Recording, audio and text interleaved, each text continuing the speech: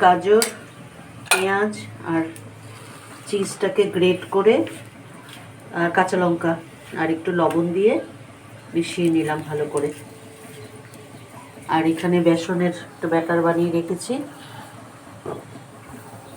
তারপরে এখানে পাউরুটিটা কাটবো, কেটে চলো স্যান্ডউইচ বানাবো, দেখাচ্ছি। আসতেছে না, চিজটা উপরে একটু গ্রেট করে দিলাম অল্প অল্প।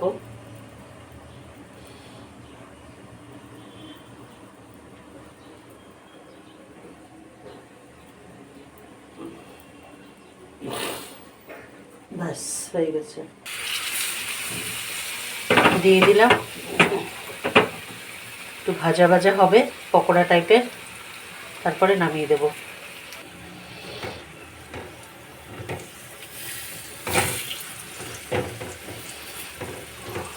একটা সাইড হয়ে গেছে, আরেকটা সাইড একটু কমিয়ে কমিয়ে ভেজে নেব।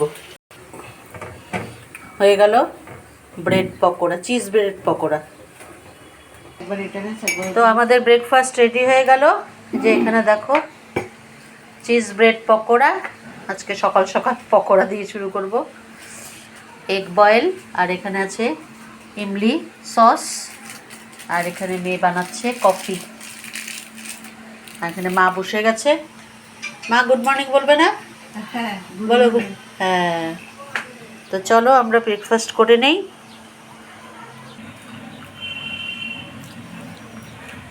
কিরম কিরম মানে ভিতরে ফিলিংটা অবধি যায় না দাঁড়াও।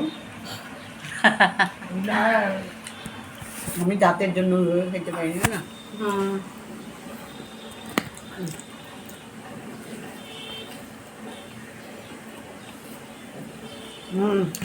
ভালো ভালো।